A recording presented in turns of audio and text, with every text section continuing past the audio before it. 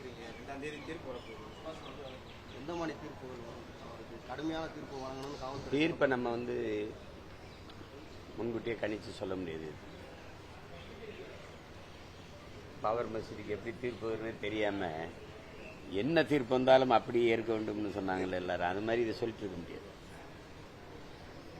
குற்றம் சாட்டப்பட்டவர்கள் எல்லாருமே தண்டனையை குறைக்க சொல்லி கேட்கறது இயல்புதான். அவர் சொல்றாரு, நீங்க சொல்றீங்க அவங்க குடும்பத்துல அப்பா இல்லை தங்கச்சி இருக்காங்க, அதை பார்க்கணும் அப்படின்னு. இது மாதிரி பாதிக்கப்பட்ட குடும்பங்கள்லையும் இது மாதிரி நிறைய பாதிக்கப்பட்டிருக்காங்கல்ல. அது நீதி அதை அப்படி பார்க்க முடியாது. அது என்ன வருதுன்னு பார்க்கணும். தீர்ப்பா இல்லாம பாதிக்கப்பட்டவர்களுக்கான நீதியா இருக்கணுங்கிறதா எல்லாருடைய எதிர்பார்ப்பு. ஏன்னா இங்க பன்னெடுங்காலமா வெறும் தீர்ப்பு தான் சொல்லப்பட்டிருக்கு. எந்த ஒரு வழக்குக்கு நீதி வழங்கப்பட்டதில்லை. இதை பொறுத்து தான் பார்க்கணும். வேற ஏதாவது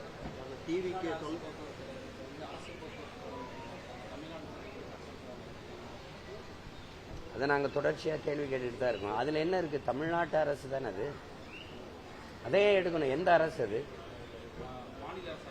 அதான் எந்த அரசு? அப்போ தமிழ்நாடு அரசு தானே. தமிழ்நாடு அரசு போக்குவரத்து தானே, அப்படித்தானே இருந்துச்சு. அதே அரசு போக்குவரத்துன்னு மாற்றணும். அதுதான் அந்த தமிழ்நாடுன்னு சொல்றதுக்கு அவ்வளவு அவமானமா இருக்கு அவங்களுக்கு. அதுல என்ன இருக்கு? அந்த 3 எழுத்து, அது தமிழ்நாடு அரசு. இந்த தமிழ்நாடுன்னு சேர்க்கறதுல என்ன இருக்கு? எடுக்க கூடாது, எழுதணும். அவ்வளவு வெறுப்பா இருக்குது தமிழ்நாடுன்னு சொல்றதுக்கு, தமிழ்னு சொல்றதுக்கு அவ்வளவு வெறுப்பா இருக்குது. அரசுனா எந்த அரசுன்னு எடுத்துக்கிறது? கேரளா அரசா, கர்நாடக அரசா?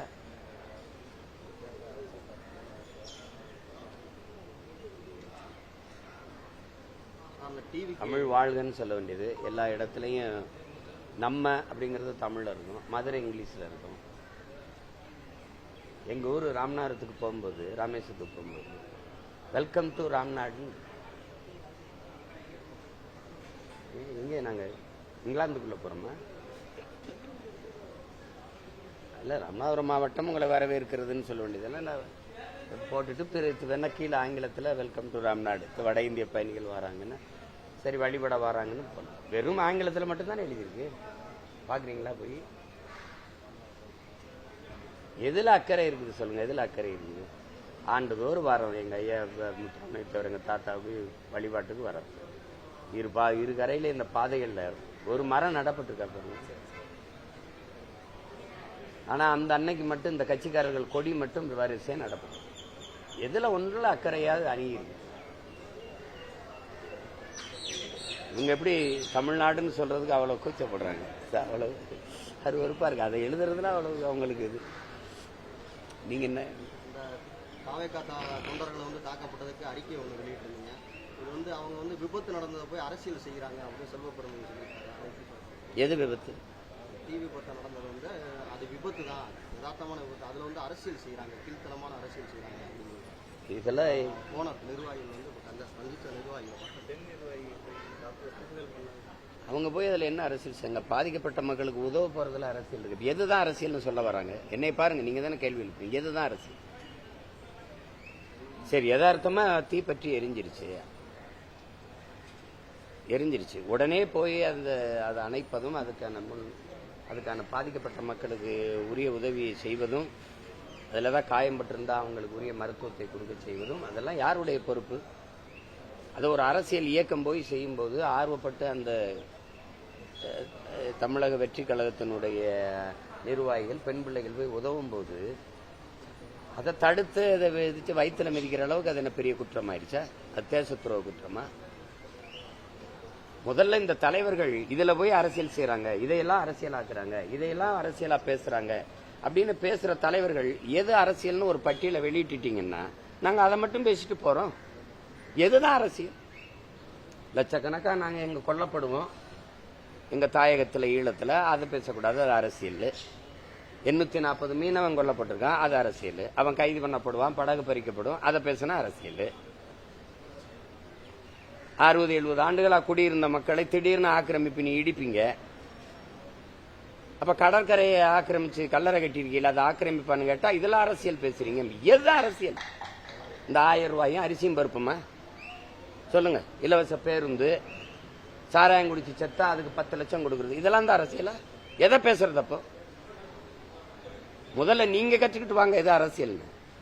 பாதிக்கப்பட்ட விபத்தோ ஏதோ தீ எரிஞ்சிருச்சு, குடிசை எரிஞ்சிருச்சு, வீடு எரிஞ்சிருச்சு, மக்களுக்கு பாதிக்கப்பட்டு நிக்கிறாங்க, அவங்களுக்கு அரிசி பருப்பு கொடுத்து துணிமணி கொடுத்து உதவணும்னு போறதுல அரசியல் பேசினா என்ன? அது உதவி, அது சேவை.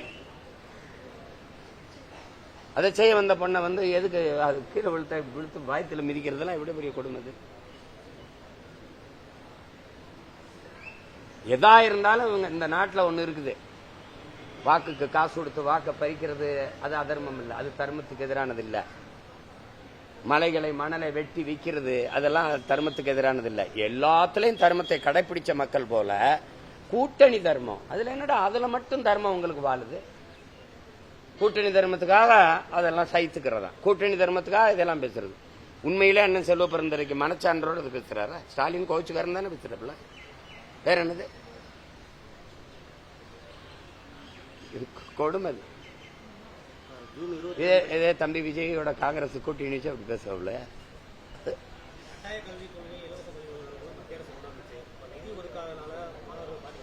நீங்க அதுக்கு தான் போனீங்க, இருங்க போனீங்களா கேட்டு கையை பிடிச்சி இப்படி இப்படி அப்ப பேசி இந்த மாட்டு தரகர்கள் கை பிடிச்சி பேசுவாங்க இல்ல, பாத்திரிக்கலாம்? மாட்டு தரகர்கள் கை பிடிப்பாங்க, தெரியாதீங்க, துண்டை மேல போட்டு பிடிப்பாங்க, அப்படிதானே பேசிட்டு இருந்தீங்க. அப்ப இந்த நிதியை பத்தி பேசாம எதுக்கு போனீங்க? எதுக்கு போனீங்க? 3 நிதி ஆய்வு கூட்டத்துக்கு போகாத முதல்வர் இந்த வாட்டி போனவர், அதை இங்க மறுபடியும் பேசிட்டே இருக்கிறீங்க.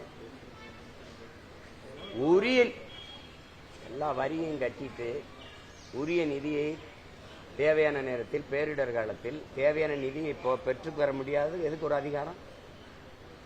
எதுக்கு ஒரு அதிகாரம்? ஒரு துணிவு ஆண்மை இருந்தா என்ன சொல்லியிருக்கணும்? எனக்கு உரிய நேரத்தில் உதவி வரியை தர மாட்டேங்கிற, நீதியை தர மாட்டேங்கிற, உனக்கு எதுக்கு என் மண்ணில இருந்து வரி கட்டணும்னு சொல்ல முடியாதா? வெள்ளக்காரங்காலத்துல தான் வரி கூட இயக்கமா இவங்க ஆட்சியில சொல்ல முடியாதா? அப்படி மக்களுக்காக ஒரு முடிவெடுத்தா மொத்த நாடு மக்கள் அவர் பின்னாடி நிக்காதா? சொல்லுவாரா? மறுபடியும் ஒரு ஈடி வரும், அவ்வளவுதானே. அப்புறம் ஓடி வாரே மோடின்னு போவீங்க, அவ்வளவுதானே. சபை இது ஒரு பேச்சு, வயிற்றுல வாயில அடிச்சுட்டு புலம்புறதுக்கு அதிகாரம் கொடுத்தது உங்களுக்கு.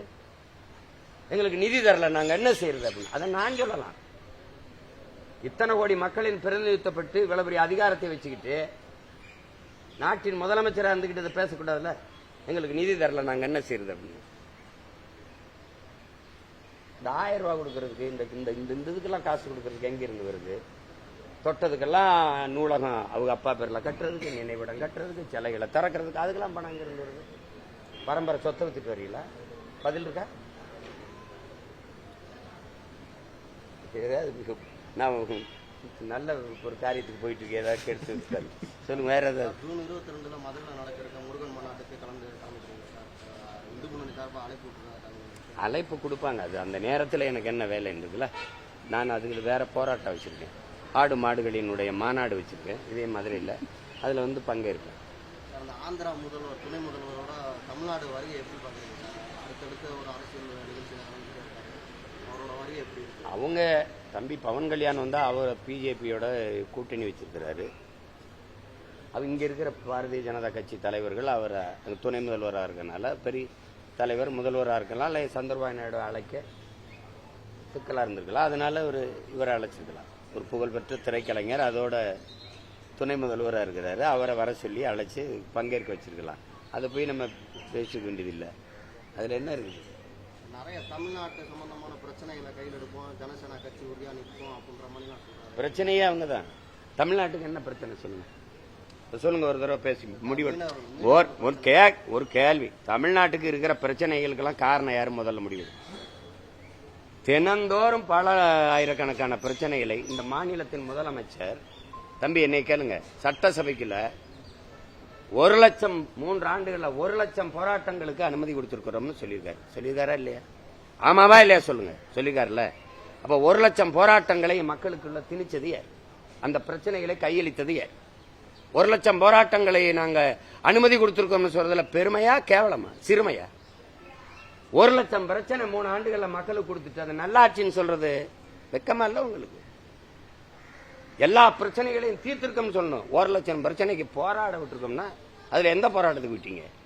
பணி நிரந்தரம் கேட்டு ஆசிரியர்கள் போடார் வரும்போது அப்படியே மறைச்சு கொண்டு பேருந்து நிலையத்தில் ஏற்றல. மாற்றுத்திறனாளிகள் போடும்போது பார்வையற்ற மாற்றுத்திறனாளிகள் பிள்ளைகள்லாம் போராடும் போது தூக்கி கொண்டு லாரியில வேற ஒரு இடத்துல இறக்கி விட்டு வரல.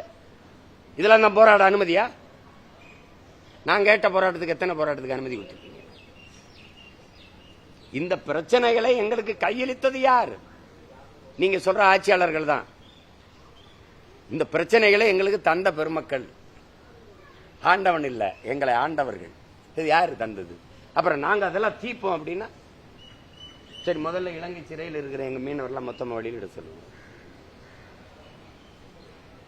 எனக்கு கடலுக்குள்ள மீன் பிடிக்கிற உரிமை இருக்கா இல்லையா, அதுக்கு ஒரு முடிவு பண்ணி சொல்லுங்க. காவிரியில தமிழர்களுக்கு என்று உரிய நதிநீர் பங்கீடு கிடைக்குமா கிடைக்காது, அதுக்கு முடிவு இருக்கா? அதை பேச முடியுமா?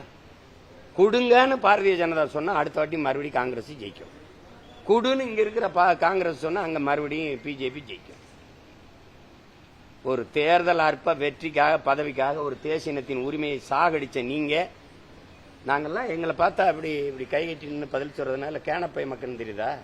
அது ஒரு காலம். வரலாறு, வீழ்ச்சி, எழுச்சி எல்லாத்தையும் படிச்சு இங்க பாருங்க, 500 ஆண்டுகளுக்கு மேல எங்கள் இனம் தூக்கி வந்த வலியை சுமந்து நிக்கிற பிள்ளைகள். சும்மா இந்த கேட்கிற கேள்விக்கு ஒருத்தட்ட பதில் இருக்கா?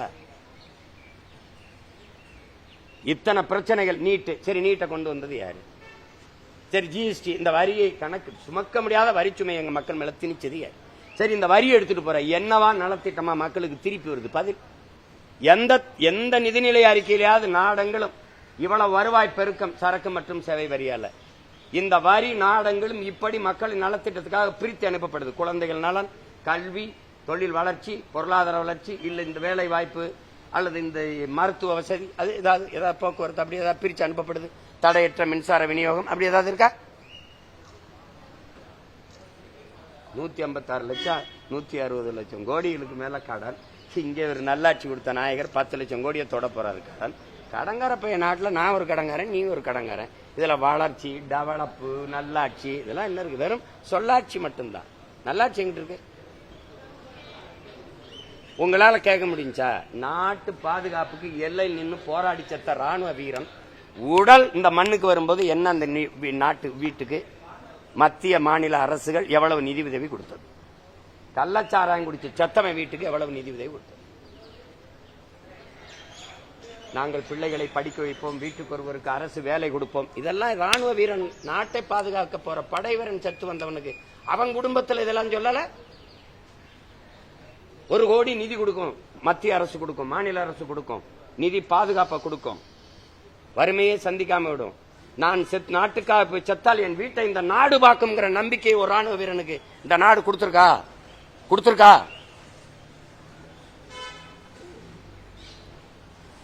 கால கொடுமை. வேற எதுவும் கேள்வி வச்சிருக்கீங்களா இல்லையா?